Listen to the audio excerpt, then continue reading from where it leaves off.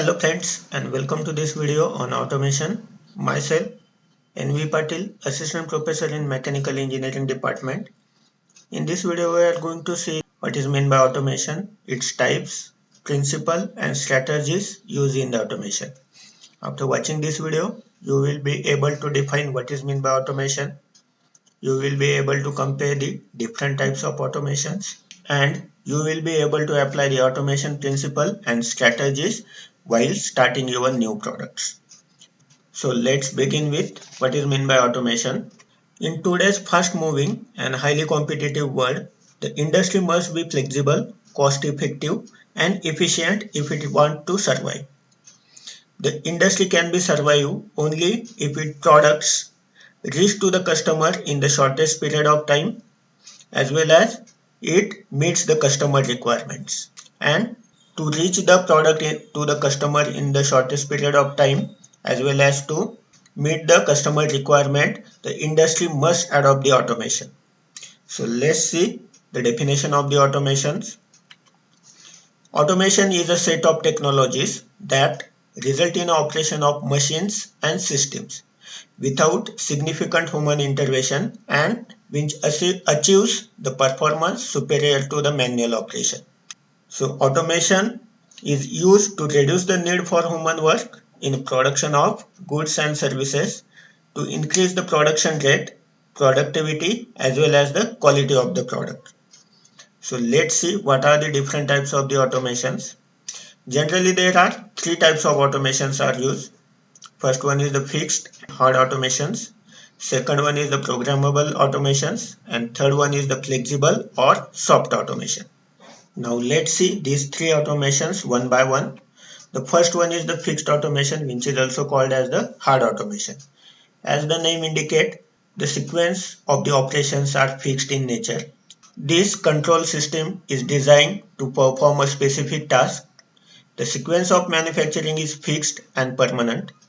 It is used to perform the fixed and repetitive operations in order to produce the high volume of similar parts. So this will be used when the parts is similar. It is used in high volume production with dedicated equipments. It is used when the continuous flow and discrete mass production systems are used. And the examples of these automations are bottling plants, packaging plants, distillation process, conveyors, paint shop, transfer lines, etc.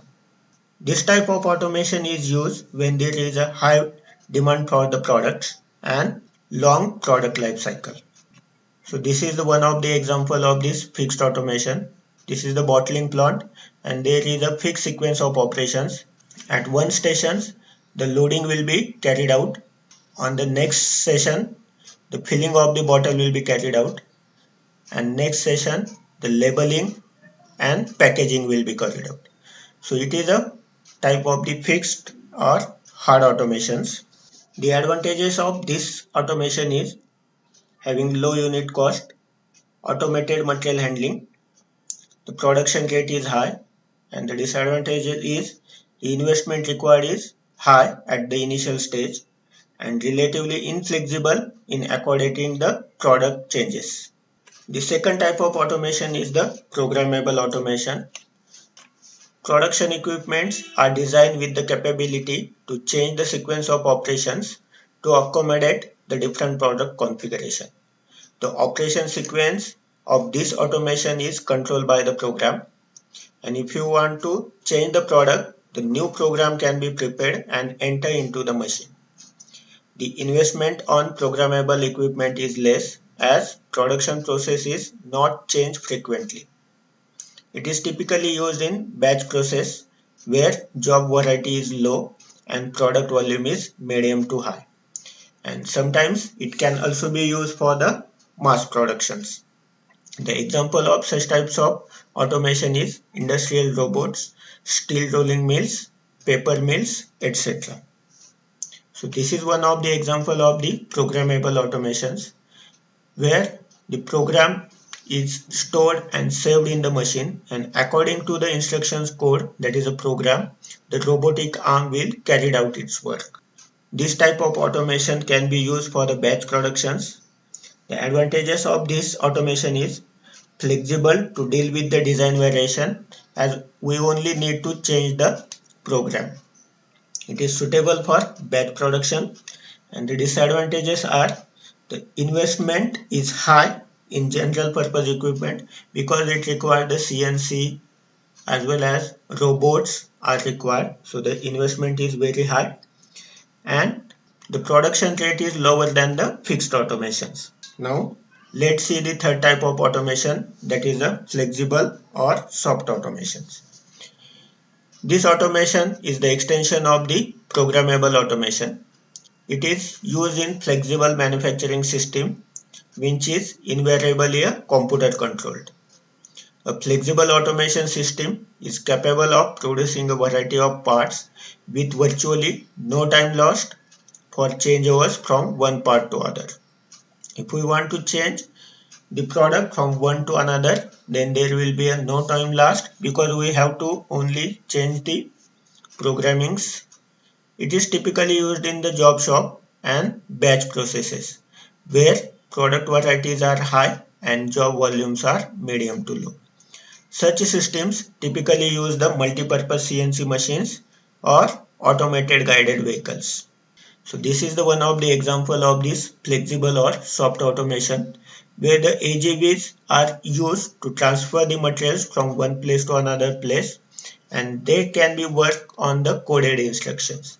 And if we want to change the path of these AGVs, we need to change the coded instruction, that is the programming. This is used when there is a low production rate, when the product demand is varying, and for the product which having the short life cycle. The advantages of this automation is it is a continuous production of variable mixtures of product, flexible to deal with the product design variation. The disadvantage of this automation is the production rate is medium, investment required is a high, and high unit cost relative to the fixed automation. So these are the types of the automations. Now let's see the difference between these three automations.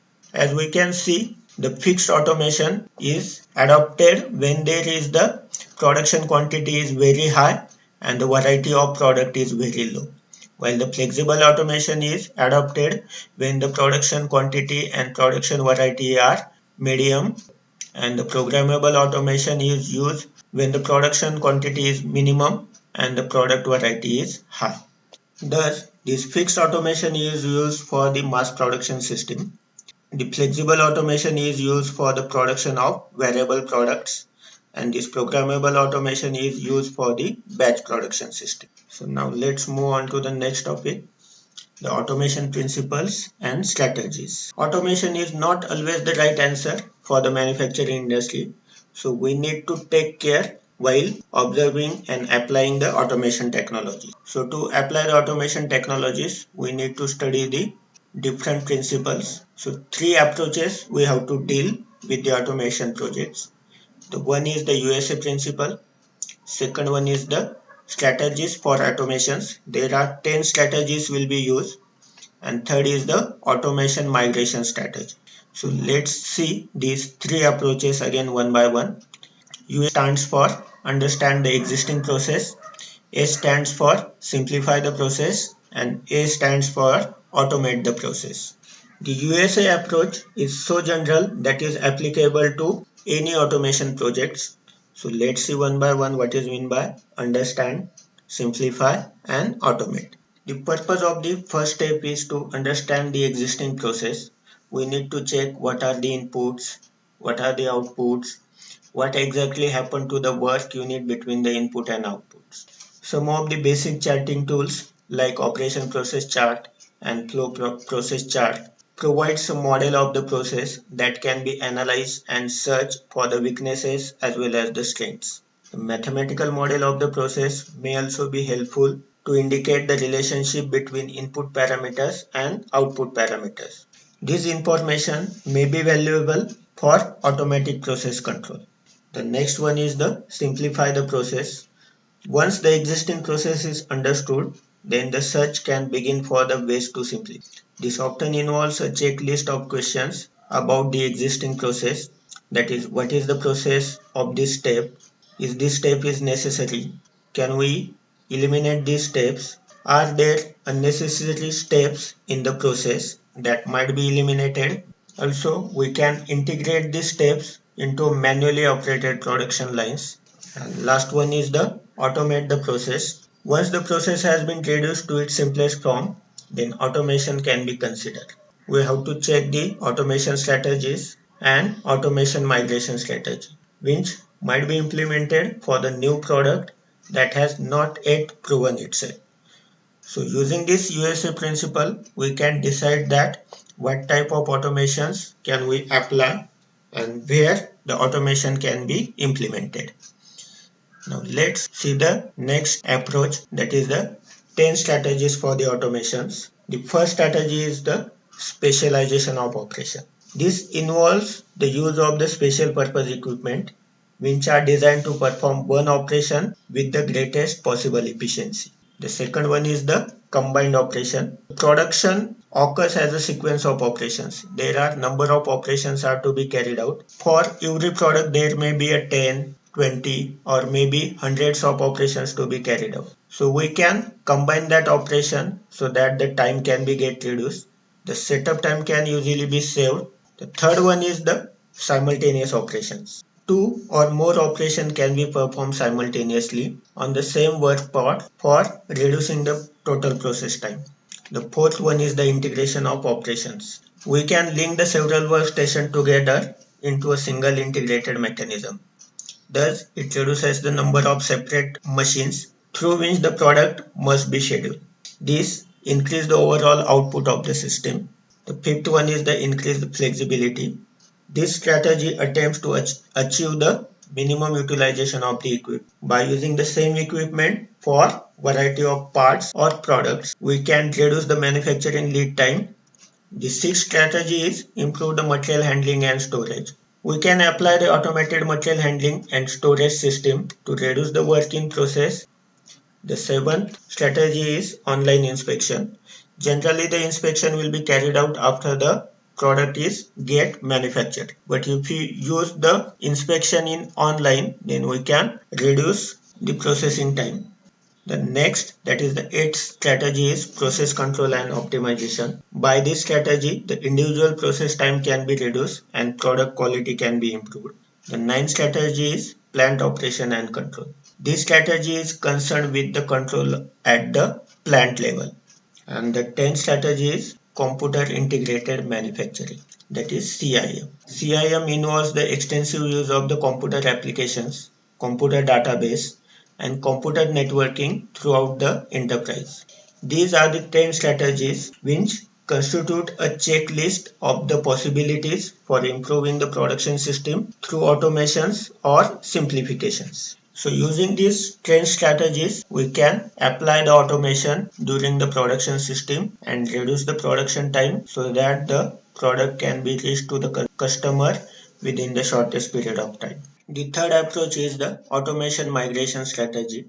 During this competitive world, the industry obviously needs that it introduce a new product in the shortest possible time.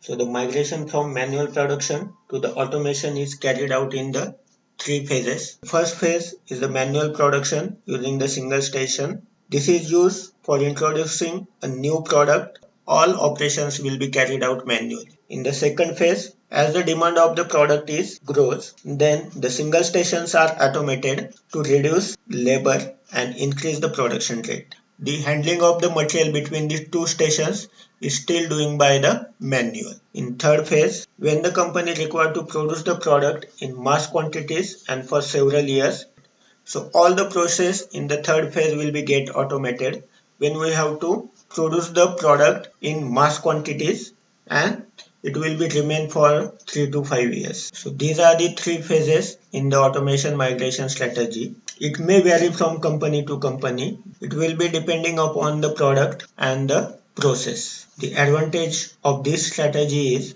it allows the introduction of the new product in the shortest possible time. It allows automation to be introduced gradually as the demand is increasing. So there may be chances that the product demand is not remains same. So we need to apply this automation strategy to check the product is valuable for the customer or not. So using all these principles and strategies, we can decide which types of automation can be applied and when the automation can be applied. So this is about the automations. Thank you for watching and have a nice day.